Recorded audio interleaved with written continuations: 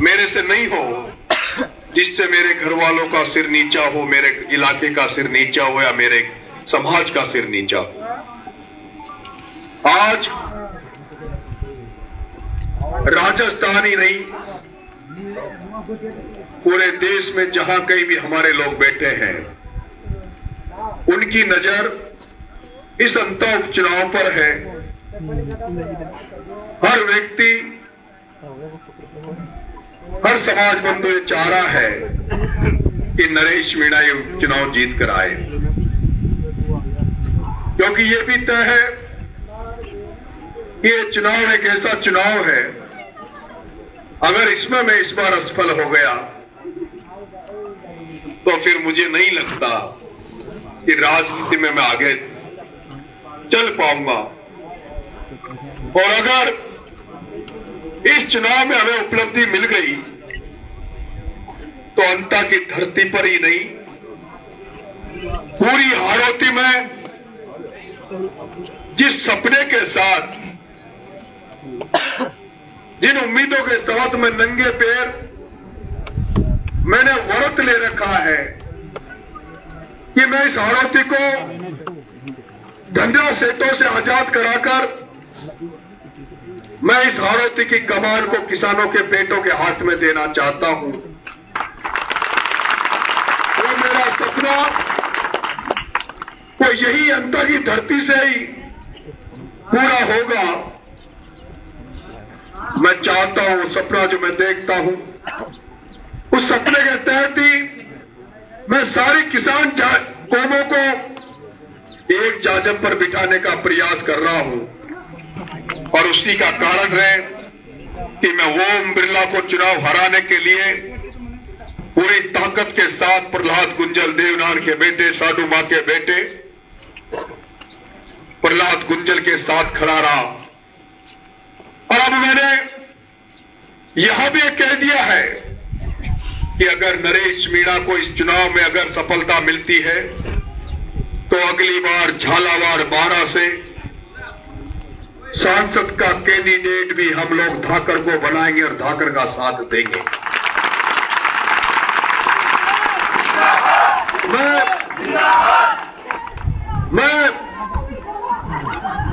मैं एक शब्द भी मोरपाल के खिलाफ नहीं बोल रहा, ये भी आपने नोटिस किया होगा। क्यों नहीं बोल रहा? उसका भी केवल एक ही कारण है कि वो भी माली समाज का बेटा है, किसान का बेटा है। मेरी लड़ाई उन व्यापारी सोच के लोगों से है जिन्होंने राजनीति को दूषित कर दिया, जिन्होंने राजनीति को पैसा कमाने का धंधा बना लिया। उनके खिलाफ खड़ा होकर लड़ रहा हूं, उनसे इस हाड़ौती को आजाद कराना चाहता हूं। क्या आप लोग भी इस हाड़ौती को आजाद कराना चाहते हो? क्या आप लोग भी चाहते हो कि पूर्वी राजस्थान में जिस तरह से वोट बैंक है वो लोग राजनीति कर रहे हैं, उस तरह हाड़ौती में भी राजनीति हो? वो लोग तो पूर्वी राजस्थान में या पश्चिमी राजस्थान में चले जाओ, किसानों के बेटे ही तो विधायक बनते हैं, किसानों के बेटे ही सांसद बनते हैं। और किसानों के बेटे वहां टोलों पर नौकरी करते हैं, किसानों के बेटे ही रणथंभौर में चले जाओ, सारा काम धंधा किसानों के बेटों के हाथों में है। लेकिन बाड़ा में, कोटा में, बूंदी में, झालावाड़ में एक भी किसान का बेटा मुझे 1 क्लास का ठेकेदार नजर नहीं आता। कोई सड़क बनती है तो बाड़ा का, कोटा, बूंदी, झालावाड़ का कोई ठेकेदार सड़क बनाता हुआ नजर नहीं आता। कोई जोधपुर का आएगा, कोई भरतपुर का आएगा। मैं चाहता हूं किसानों के बेटे पहले तो राजनीति में मजबूत हो।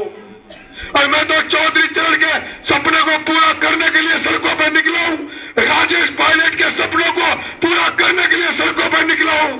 चौधरी चरण सिंह ने कहा था कि जब तक किसानों का भला नहीं हो सकता, जब तक किसान का एक पैर खेत की मेड़ पर और दूसरा पैर संसद की सीढ़ी पर नहीं होगा, जब तक ने कहा था जब तक किसानों के बच्चे पढ़ लिख कर उस स्थानों पर नहीं पहुंच जाएंगे जहां नीतियां बनती है, कानून बनते हैं, तब तक किसानों का भला नहीं होगा। अरे आज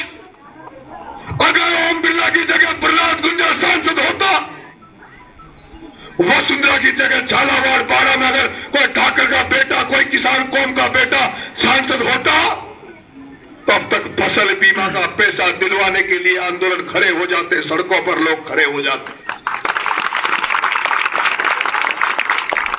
प्रमोद जैन भाया, प्रताप सिंह सिंघवी, ओम बिरला, इन लोगों को छबड़ा थर्मल को खाने की समय है, अडानी को खाने का समय है, सब सिस्टम को कब्जा करने का समय है, लेकिन फसल बीमा का पैसा दिलाने के लिए एक शब्द इनके मुंह से नहीं निकलता। किसान खाद की लाइन में लग रहा है, किसान को डीएपी 1804 में मिल रहा है, लेकिन एक बार भी इनके मुंह से कोई शब्द नहीं निकला। आपके यहां तो नेर है, इसलिए आपको दिक्कत नहीं है, लेकिन बपाव सट्रू 12 से लेकर पूरे एरिया में चले जाओ, इस अंता विधानसभा में चौकी बोरदा से लेके बामला से लेके बामली से लेकर ये तुलसा कोटड़ी से इधर चले जाओ, सुंदलक और थामली में चले जाओ। सुंदलक थामली आप लोग तो इस बारिश से परेशान हो रहे हो कि बारिश आ गई दिक्कत हो जाएगी, लेकिन थामली सुंदलक वो जो गांव है महारा के आसपास वाले, वो तो भगवान का धन्यवाद कर रहे होंगे कि बारिश हो गई, अब उनको पानी की कमी नहीं आएगी, उनको पानी की कमी नहीं आएगी। क्या कारण है? क्या कारण है कि इसी हालत में 4 नदियां बहती है, परवन, काली सिंध, पार्वती, चंबल, और उसके बाद भी नदियों के किनारे पे रहने के बाद भी किसानों के खेत प्यासे पड़े हैं, खेत खाली पड़े हैं, क्योंकि किसान नेता नहीं थे जो इनके हितों की बात करते। प्रमोद जैन भाया 25 से एमएलए बना, मंत्री बना, अगर वो चाहे था तो आप ये देखो, ईसरदा ईआरसीपी का प्रोजेक्ट चल रहा है, 5 साल में ईआरसीपी का नाम चला, नोनेरा डैम बन गया, ईसरदा डैम बन गया, ईआरसीपी का काम चल रहा है, लेकिन अकाउ डैम का काम बरसों से नाम सुन रहे, लेकिन पानी नहीं आ रहा, नेर नहीं आ रही। इसलिए मेरे भाइयों किसानों, इसलिए नरेश मीणा नंगे पैर घूम रहा है कि एक दिन तो ये किसान जागेगा, एक दिन तो हालत में भी खुशहाली आएगी, किसानों के हाथों में ये राजनीति की बात दोहराएगी, किसान आर्थिक रूप से संपन्न होंगे। जो चौकी की थर्मल है, अडानी की थर्मल है, इनमें भी किसानों के बच्चे इनके दम पर चलेंगे, जेसीबीआं चलेगी, जो सड़कें बनती है, रोड बनते हैं उनके, यहाँ 12 में हाड़ोती में किसानों के बच्चे 1 क्लास के ठेकेदार बने, कोई बिल्डिंग बने तो किसानों के बच्चे बने। लेकिन यहाँ तो जिसके हाथ में, भाया के हाथ में जो कमान है, उसने वो तो बन गया 70,000 करोड़ का आदमी, और उसके साथ रहने वाले लोग 100-100, 500 करोड़ के आदमी बन गए। वो नरेश पेत्रा, वो डाबरा, काबरा, विष्णु गर्ग, वो सारे करोड़पति बन गए, और झाड़वा में तो कोई एक भी आदमी नहीं होगा जिसको प्रमोद जैन भाई ने लखपति। ये चुनाव हाड़ोती की दशा और दिशा को तय करेगा, आने वाले समय में हाड़ोती की राजनीति को तय करेगा। एक दिन ऐसा आएगा जो मंच तो सजेगा, उस पर राष्ट्रीय नेता भी आएंगे, और राष्ट्रीय नेता जब आएंगे तो धाकड़ का बेटा, माली का बेटा, गुजर का बेटा, मीणा का बेटा, ब्राह्मण का बेटा, राजपूत का बेटा, ये जो लोधा समाज का बेटा, बंजारा समाज, कितने बड़े दुर्भाग्य की बात है। प्रमोद जैन भाया को बटवाड़ा के रामचरण जी, हंसराज जी का बैग पकड़कर पीछे पीछे चलना चाहिए। बटवाड़ा 2 बेटे आईएएस है, 2 बेटे कलेक्टर है, जमीन की कोई कमी नहीं है, हंसराज जी के भी जमीन की कोई कमी नहीं है। वो ऐसे और होंगे जो जागीरदार है, संपन्न है, उनको क्या जरूरत है जो प्रमोद जैन भाया का बैग पकड़कर पीछे पीछे चलते हैं।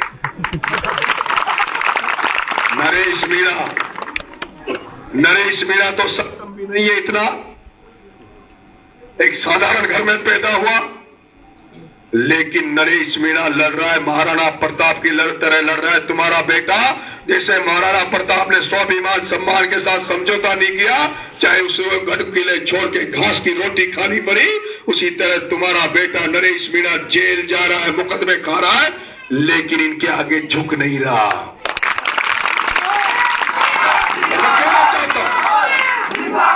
इस मंदिर की सिद्धि में खड़ा हूं, अगर नरेश मीणा प्रहलाद कोटा वाले चुनाव में अगर बिरला से समझौता कर लेता तो क्या कसर रहती? कोई नरेश मीणा को कोई कमी पड़ती किसी चीज की? अगर नरेश मीणा अभी प्रमोद जैन भाई के अगर ये कह देता कि भाया मैं बैठ जाऊंगा, फोरम वापस ले लूंगा, 100 करोड़ दे दे, तो देता कि नहीं देता? दे देता।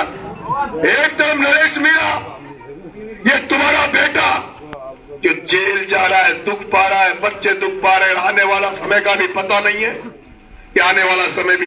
नरेश मीणा यहाँ तुम चलोगे 2.5 साल पहले बाद, अगर अच्छे कर्म करूंगा, अच्छे काम करूंगा, तय करूंगा, लेकिन मैं तो रास्ता खोल रहा हूं, अंता में रास्ता जैसे पीपलदा में खुल गया वैसे तुम्हारे किसानों के लिए अंता में रास्ता खोल रहा हूं।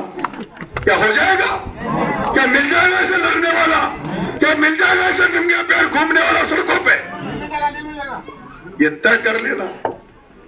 इसलिए ये थोड़े बहुत दौड़ रहे ने फेसबुक पे, वो बावड़ी खेड़ा का रामपाल जी मीणा, उनका भाई नरेश तो मेरे साथ है और उनकी शायद पत्नी भी मेरे साथ ही होगी। इनको तो घरवालियां रोटी भी नहीं देगी थोड़े दिन बाद। मेरे को पता है उनके सारे, इनके जो बच्चे हैं ना, बच्चे, उनकी आत्मा भी दुखरी होगी कि हमारा भाई, अगर इनके घरों में पढ़े लिखे बच्चे होंगे, रामपाल बावड़ी खेड़ा के अगर बच्चे पढ़े लिखे होंगे, उनके घर में कोई पढ़े लिखे होंगे, तो वो सोच रहे होंगे कि हमारा लाल, जिसको सर्व समाज आशीर्वाद दे रहा, सड़कों पे घूम रहा है, उसका साथ देना चाहिए। हमारा बाप क्या कर रहा है? ये आने वाला समय गवाही देगा, इतिहास में लिखा जाएगा। जब आपके समाज का एक लड़का सड़कों पे लड़ रहा था, जेलें जा रहा था, कष्ट झेल रहा था, तब जब सारा समाज उसके साथ खड़ा था, और उस समय उसके खिलाफ में कौन कौन थे ये भी लिखा जाएगा, याद किया जाएगा। एक समय था जब नरेश मीणा जनता को जगा रहा था, और उस समय समाज के कुछ जयचंद जिस तरह से पृथ्वीराज चौहान को घोड़ी से नहीं आ रहा था, उसको जयचंद ने जाके हरवाया। जिस तरह से महाराणा प्रताप को जयपुर के महाराजा ने कमजोर किया, उसी तरह आज जो नरेश मीणा को कमजोर कर रहे हैं, जो भाया की गोदी में बैठे हैं, उनको भी जनता भूलने वाली नहीं है। जनता उनको भी याद जरूर करेगी। इसलिए आप सबने स्वागत किया, सत्कार किया। झारवा के सभी बुजुर्गों, आप सबके चरणों में ढोक, मेरी माता बहनों आपके चरणों में ढोक, सभी को ढोक देते हुए आपसे आग्रह कर रहा हूं, निवेदन कर रहा हूं कि नरेश अकेला घूम रहा था, अकेला वोट मांग रहा था। कांग्रेस वालों के साथ 40 नेता थे, बीजेपी वालों के पास 40 नेता थे। जब बाबा खाटू श्याम को लगा कि मेरा भक्त अकेला दौड़ रहा है, अकेला प्रचार कर रहा है, वो कमजोर पड़ रहा है, तो उसने बारिश डाल दी कि तुम लोग ठाले हो जाओ। ये बारिश भी इसीलिए आई है कि बाबा खाटू श्याम ने बारिश इसलिए कर दी कि अब तुम सब लोग ठाले हो गए, फ्री हो गए, अब खूब नरेश का साथ दो और नरेश को अकेला मत पड़ने दो। तो सारे लोग फ्री हो गए, अब तो सारे लोग तैयार हो प्रचार करने के लिए। अब एक दिन चुनो, आप एक दिन चुन लो और मोटरसाइकिलें लेके आसपास रैली करके आओ। एक दिन पूरे गांव वाले, कोई भी दिन तय कर लेना। हर गांव में, सब जगह जहां भी रिश्ते नाते हैं, और जैसे ईश्वरपुरा नजदीक है तो ईश्वरपुरा के लोगों के हाथ जोड़ो, पैर पकड़ो। जगदीश जी यादव साहब इधर आओ, प्रशांत शर्मा इधर आओ। प्रशांत शर्मा है जिसने पूरा चुनाव मेरा अंता में कमान संभाल रखी है। ये जगदीश जी यादव है। यादव साहब ने, इनके गांव में एक भी वोट मीणा समाज का नहीं है, लेकिन यादव साहब ने, पूरे यादव समाज और मेघवाल समाज ने आपके बेटे को घोड़ी पे बिठा के पूरे गांव में घुमाया और विश्वास दिया कि एक तरफा वोट नरेश को देंगे। इसी तरह एक जीतू ईश्वरपुरा है हमारे साथी, जीतू धाकड़ अभी 2-3 ईश्वरपुरा के साथी मिल गए। पवन जी ईश्वरपुरा, ये धाकड़ समाज के बेटे तुम्हारे चौधरी साहब आ जाओ,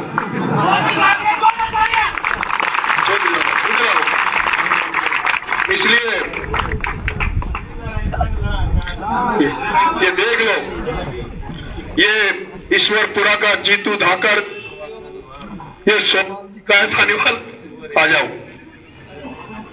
नरेंद्र जी नागर, नरेंद्र जी नागर, अच्छा, ये सारे लोग, सर्व समाज का युवा नरेश के साथ खड़ा है और इस किसान क्रांति में अपनी भूमिका निभाने के लिए तैयार बैठा है। इसमें आप भी कोई कसर मत छोड़ना। कितने वोट है गांव में? टोटल कितने हैं? अगर 450 वोट है गांव में तो 449 नहीं डलने चाहिए, 450 डलने चाहिए। डाल दोगे ना? डाल दोगे ना? कैसे भी डले मैं नहीं जानता। 450 वोट डलने चाहिए, है ना? 100 में से 100%। ठीक है, पेटी खुले आग लगे आके देख तो नहीं मारो है ना? ठीक है, राम राम साहब। 4 वागे जो नवयुग मंडल है वो कृपा करके चुनाव कमांड संभाले, हाथ में लो सारे, आप हाथ में लो और प्रचार को संभालो।